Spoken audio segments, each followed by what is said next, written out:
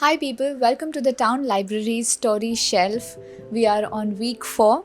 Thank you so much for supporting us through all these weeks of Story Shelf, and we see the number of people who are watching these stories increasing week by week. I hope you all are enjoying these stories that we are picking. The stories that we've been picking are from the Flame Tree collections, and all these were provided to us by the Bookworm Bangalore. So, thank you so much to both of these. So, we are on day 20. Story 16, and the series from which I have picked my story today is Haunted House Short Stories.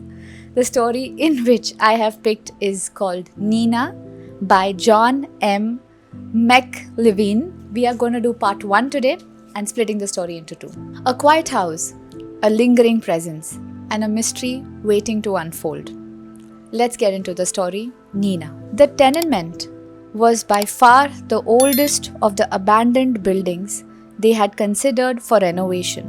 Andrea's boss, Fred Bastian, had made a fortune buying these old dinosaurs around the Boston area for pennies on the dollar, refurbishing them at moderate expense and then renting the units out for substantial profit, not quite accurately labeled as luxury properties. A good friend once told Andrea, "You can't shine a turd." Good old Fred had done well at proving her friend wrong.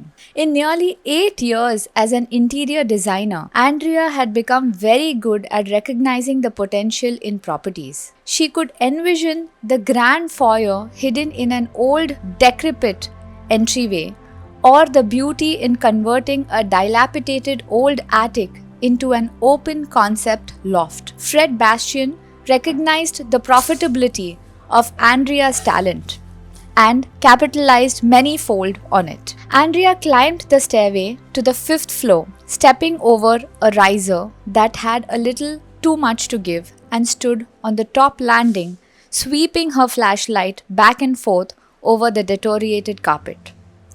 If they did purchase this, an elevator would be indispensable. The building, like most, had potential, but would the renovation costs exceed Fred's spending boundary? She hoped not. The building had a lot of little effects that were appealing: little carved woodwork and moldings, glass doorknobs, and the nifty little built-in cabinets that were so common in the 20s and 30s. The glass doorknobs surprised Andrea, not in that the building had them, but in that they were still present. Glass and bronze doorknobs were usually one of the first things stolen from abandoned properties, collectible as they were. The hallway stretched nearly 200 feet in front of her, but the slowly fading flashlight only lit the first 40 or so in the boarded up darkness of the building. Treks like this intimidated Andrea when she first started evaluating older properties, but she found there were never anything her pepper spray couldn't handle. If the pepper spray didn't work, she could always revert to the 9mm Beretta she had tucked in the small of her back. Fortunately, it had never come to that. She moved down the dusty hallway, stepping lightly, testing for weak spots. A rot through could mean a fast 10-foot descent. The smell of urine, booze, and rotting food that had assaulted her upon entering the building faded considerably after the 3rd floor.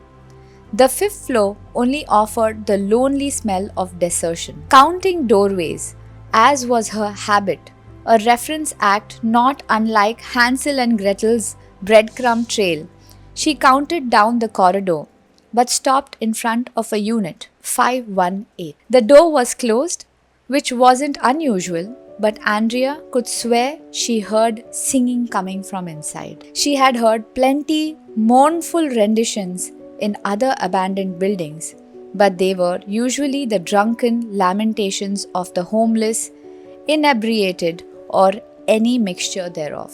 This was feminine, eerie, and beautiful, unmistakably a child's voice. She moved closer, almost resting her ear on the door while her flashlight played across the floor. The voice was much clearer now, unaccompanied by music and very distinctly live, not a recording or a radio.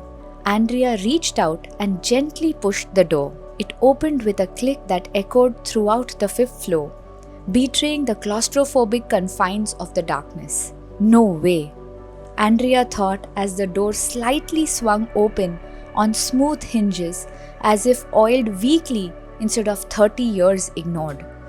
The singing was louder, but still sounded distant. Andrea entered a deserted room, her flashlight falling upon abandoned piping within the ghostly outlines of where kitchen cabinets had hung, jutting from the walls like gnarled branches. She moved forward, breaching the corner to a lonely living room, across which stood two doorways.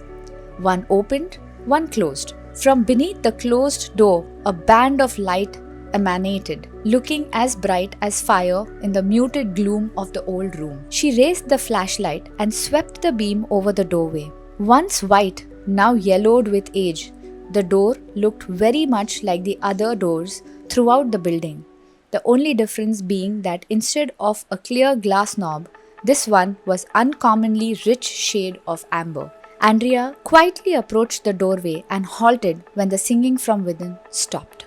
"Who's there?" asked a small voice from beyond the door. Light and feminine, guarded yet unwavering, it was clearly the voice of a child, most likely a girl. "Hello, my name is Andrea. Are you up here by yourself? Are you okay? Will you play with me?" the voice asked. What was a little girl doing up here? She must know the dangers of a building this age. Andrea softly grasped the amber knob and turned. The door opened as easily and as silently as the last. Inside the room was complete transformation. An ornate brass and crystal gas chandelier blazed brilliantly, its dancing flames displaying a bedroom of any girl's dreams. The walls were adorned in lustrous pink and white silk cloth wallpaper, feminine yet exquisite. A dark walnut desk was nestled in one corner of the room, and a matching six-drawer dresser centered the opposing wall. A large window bisected the wall to the left of the desk, giving view to a crystalline sky. A full bed, lovingly made, centered the room.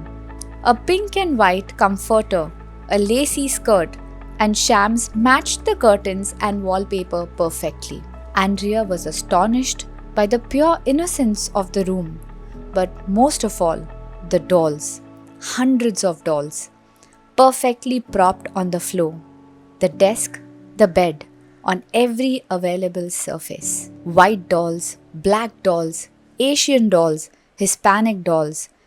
They were all here, female, male, young and old. The clothing styles ranged from the roaring 20s to present day, from ascots to FUBU sweatshirts.